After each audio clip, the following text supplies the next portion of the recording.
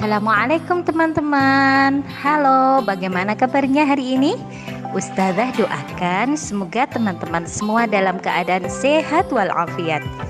Pada pekan ini kita mau bermain dan belajar dengan tema air, api, dan udara, dengan subtema manfaat dan bahaya api.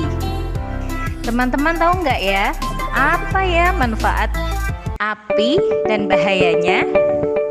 Oke, manfaat dari api adalah satu, untuk memasak. Yang kedua, untuk menghangatkan tubuh. Yang ketiga, untuk penerangan ketika lampu mati. Sedangkan bahaya api adalah dapat menyebabkan kebakaran. Jadi teman-teman, jangan bermain api ya, karena berbahaya. Teman-teman, kita mulai pembelajaran pekan 8 ini di sentra persiapan. Sebelum teman-teman memulai pembelajaran di pagi ini, teman-teman bisa melakukan gerakan merangkak di dalam ruangan.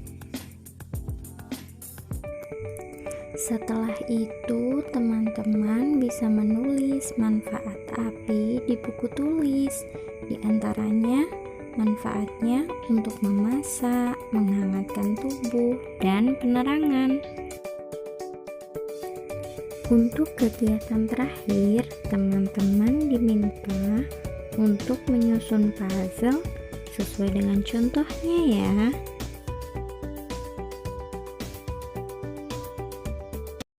Selanjutnya di sentra audiovisual dan kreativitas. Teman-teman, sebelum belajar lakukanlah merangkak seperti ini. Untuk kegiatan yang kedua, teman-teman mewarnai gambar api yang sudah disediakan oleh ustazah. Setelah selesai mewarnai, guntinglah gambar pola api kecil tersebut ya teman-teman. Nah, ini hasilnya. Untuk selanjutnya, kita akan membuat lilin dari kertas. Teman-teman bisa menggunakan buku gambar yang ada di rumah.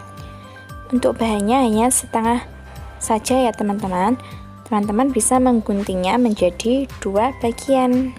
Selanjutnya, gunting lagi menjadi 2 bagian. Setelah itu, lipatlah kedua kertas yang sudah digunting tadi. Jangan lupa dikasih lem ya teman-teman, biar bisa menyatu. Selanjutnya, satukan salah satu ujung kertas dan dikasih lem ya teman-teman. Langkah pertama, untuk membuat lilin, teman-teman bisa melipat seperti ini, seperti yang dicontohkan ustazah.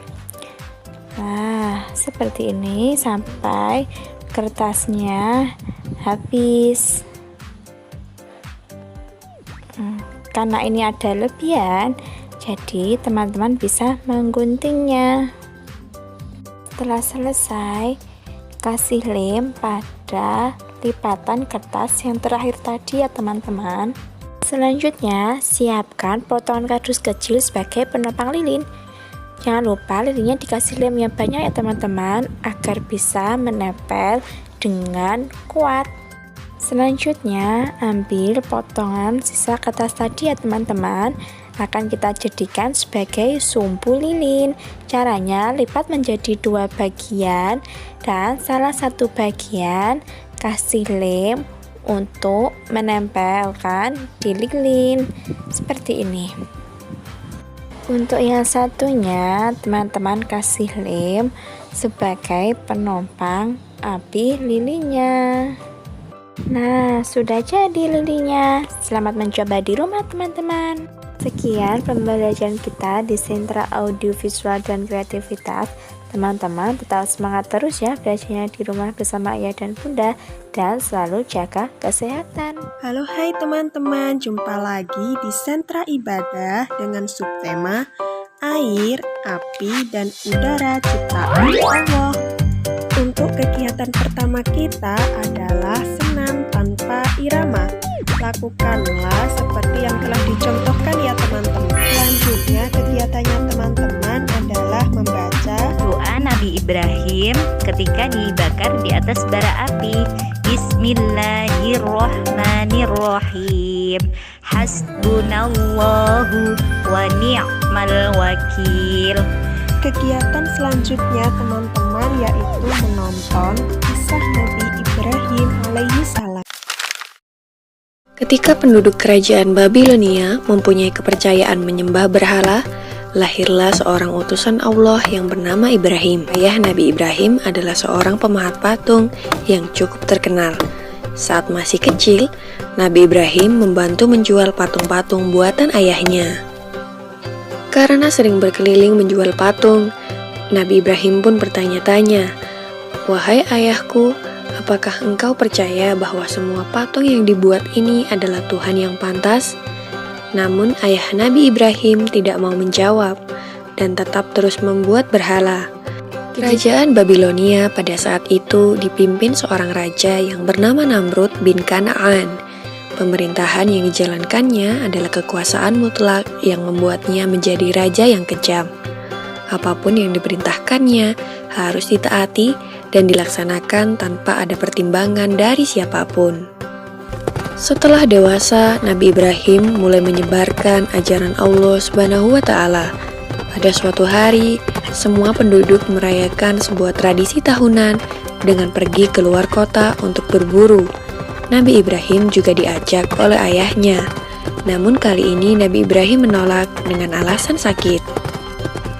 Nabi Ibrahim kemudian pergi untuk menghancurkan patung-patung berhala yang berada di tempat ibadah dengan menggunakan sebuah kapak. Semua patung-patung berhala itu dihancurkan tanpa ada yang tersisa kecuali patung yang paling besar. Nabi Ibrahim lalu meletakkan kapaknya di depan patung tersebut. Ketika para penduduk kembali, mereka sangat terkejut melihat patung sesembahannya hancur berkeping-keping. Mereka akhirnya mencurigai seseorang yang tidak ikut dalam acara perayaan. Dipanggillah Nabi Ibrahim untuk diadili, yang disaksikan oleh seluruh penduduk Babilonia. Dalam keadaan ini, Nabi Ibrahim mulai berdakwah secara terang-terangan. Dalam pengadilan itu, terjadilah percakapan antara Nabi Ibrahim dan Raja Namrud. Diawali dengan Raja Namrud yang bertanya kepada Nabi Ibrahim, "Siapakah yang menghancurkan patung-patung ini?" Nabi Ibrahim pun menjawab, "Bukan aku, patung besar itulah yang menghancurkannya." Raja Namrud dengan geram kembali berkata, "Mana mungkin patung itu bisa bergerak dan memegang sebuah kapak, sedangkan untuk berbicara saja dia tidak mampu." Disinilah kecerdikan Nabi Ibrahim dalam berdakwah. Dengan tegas beliau menjawab, "Jika engkau tahu bahwa patung itu tidak bisa bergerak, bahkan berbicara saja ia tidak mampu, mengapa kalian semua menyembahnya?" Dengan jawaban ini, maka terdiamlah seluruh masyarakat Babilonia termasuk Raja Namrud. Tetapi dengan kekuasaan mutlaknya, Raja Namrud dengan marah memerintahkan prajuritnya untuk membakar Nabi Ibrahim. Dalam keadaan yang demikian, Nabi Ibrahim tetap tenang dan memohon pertolongan kepada Allah Subhanahu wa Ta'ala. Sebuah tiang yang kuat didirikan sebagai tempat Nabi Ibrahim diikat dan dibakar. Setelah kayu sudah siap mengelilingi Nabi Ibrahim, disulutlah kayu itu dengan api atas perintah Raja Namrud. Api itu dengan cepat mulai membesar. Masyarakat Babilonia pun mulai bersukaria melihat Nabi Ibrahim dilahap api. Namun, alangkah terkejutnya para penduduk karena Nabi Ibrahim tidak terbakar. Beliau masih utuh sempurna tanpa adanya luka sedikit pun. Ternyata doa Nabi Ibrahim dikabulkan oleh Allah Subhanahu wa Ta'ala.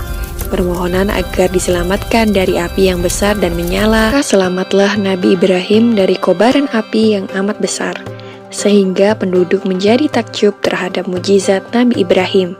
Mereka kemudian mulai mengikuti ajaran Nabi Ibrahim dan hanya menyembah Allah Subhanahu wa Ta'ala. Demikianlah kisah Nabi Ibrahim alaihissalam yang tidak luka sedikit pun meskipun dibakar api. Selanjutnya, teman-teman bisa mengerjakan lembar kerja dari Ustazah. Terima kasih dan tetap jaga kesehatan ya teman-teman. Assalamualaikum, kembali lagi di Sentra Bahasa dan Peran. Dan kali ini Temanya adalah air, api, dan udara. Subtemanya api. Nah, kita akan membahas tentang pemadam kebakaran. Siapa yang tahu tentang pemadam kebakaran? Nah, di sini Ustazah akan menjelaskan tentang tugasnya. Simak baik-baik ya. Cekidot. Tugas pemadam kebakaran. Lihat, ada mobil pemadam kebakaran. Bunyinya meraung-raung di jalanan. Mereka menuju ke sebuah rumah yang terbakar atau sebuah gedung yang terbakar. Lihat, mereka berusaha untuk memadamkan api dari rumah yang terbakar tersebut. Selain itu, mereka juga menolong orang-orang yang terjebak di dalam gedung tersebut. Masya Allah, sungguh mulia ya tugas mereka, para pemadam kebakaran. Nah, yang kegiatan selanjutnya yakni berjalan di atas papan titian, seperti contoh yang berikut ini. Nah, teman-teman lihat kan? Itu teman-teman lagi berjalan di atas papan titian. Teman-teman yang ada di rumah juga bermain seperti itu ya bersama ayah dan bunda. Nanti tugasnya dikirim lewat foto. Menarik ya teman-teman. Silakan mencoba di rumah bersama ayah dan bunda. Selamat bermain.